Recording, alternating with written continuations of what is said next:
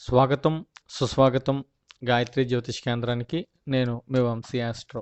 శ్రీ వాల్మీకి విరచిత శ్రీమద్ రామాయణం బాలకాండ 52వ సర్గ. విశ్వామిత్రుడు వశిష్ఠుణ్ణి చూసి వినయంగా నమస్కారం చేశాడు. వశిష్ఠ మహర్షి విశ్వామిత్రుణ్ణి సాదరంగా తన ఆశ్రమమునకు ఆహ్వానించాడు. అర్ఘ్యము, పాద్యము, ఉచితాసనము ఇచ్చి సత్కరించాడు. ఫలములను, కందమూలములను ఆహారంగా ఇచ్చాడు. అప్పుడు విశ్వామిత్రుడు వశిష్ఠుణ్ణి ఇలా అడిగాడు: ఓ మహర్షి, మీకు మీ శిష్యులకు క్షేమమే కదా? మీ ఆశ్రమంలో అందరూ సుఖంగా ఉన్నారు కదా? మీ తపస్సు, అగ్నిహోత్రములు నిర్విఘ్నముగా కొనసాగుతున్నాయి కదా అని అడిగాడు. విశ్వామిత్ర మహారాజా, తమ పాలనలో మేమందరము సుఖంగానే ఉన్నాము. మీరు ఎలా ఉన్నారు? మీరు క్షేమంగా ఉన్నారా? మీరు ధర్మము తప్పకుండా రాజ్యపాలన చేస్తున్నారు కదా? రాజధర్మాన్ని చక్కగా పాటిస్తున్నారు కదా? నీ రాజ్యములో నీ సేవకులు నీ మాట మీరకుండా నిన్ను సేవిస్తున్నారు కదా? నీ పాలనలో వారందరూ సుఖంగా ఉన్నారు కదా? నీవు శత్రు సంహారము చేసి శాంతి స్థాపన చేశావు కదా?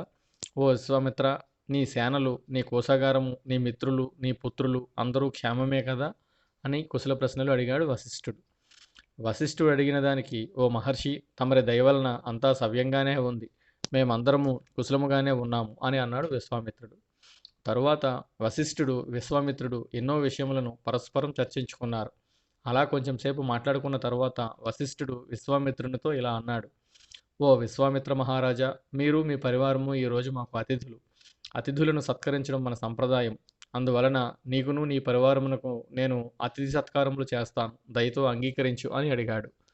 ఓ వశిష్ఠ మహర్షి, మీరు మాకు మీ ఆశ్రమంలో దొరికే ఫలములు, కందమూలములు ఇచ్చారు. మేము ఆరగించాము. మీతో మనసు విప్పి మాట్లాడాము. అదే మాకు మీరు ఇచ్చే ఆతిథ్యము, అతిథి సత్కారము. తమరు అనుజ్ఞ ఇస్తే ఇంక మేము వెళ్ళి వస్తాము అని అన్నాడు విశ్వామిత్రుడు. కానీ వశిష్ఠుడు ఒప్పుకొనలేదు. తప్పకుండా తాను ఇచ్చు ఆతిథ్యమును స్వీకరించవలనని బలవంతం చేశాడు. ఎట్టకేలకు విశ్వామిత్రుడు ఒప్పుకున్నాడు. వెంటనే వశిష్ఠుడు తన వద్ద ఉన్న కామధేనువును పిలిచాడు. ఓ కామధేనువా, ఈరోజు విశ్వామిత్రుడు తన పరివారంతో మన ఆశ్రమంకు వచ్చారు. వారికి మనకు అతిథి సత్కారములు చేయవలెను. దానికి తగిన ఏర్పాట్లు చెయ్యి. ఎవరికి ఏది ఇష్టమో దానిని వారికి అందించేటట్టు ఏర్పాటు చెయ్యి. రకరకాల అన్నములు, భక్ష్యములు, లేహ్యములు, చోష్యములు, పానీయములు మొదలగు ఆహార పదార్థములు సమృద్ధిగా సమకూర్చుము. ఎవ్వరికి ఎట్టి లోపము రానియవద్దు అని పలికాడు వశిష్ఠుడు. ఇది శ్రీ వాల్మీకి విరచిత శ్రీమద్ రామాయణం బాలకాండ 52వ సర్గ సంపూర్ణం. ఓం తత్సత్, ఓం తత్సత్, ఓం తత్సత్.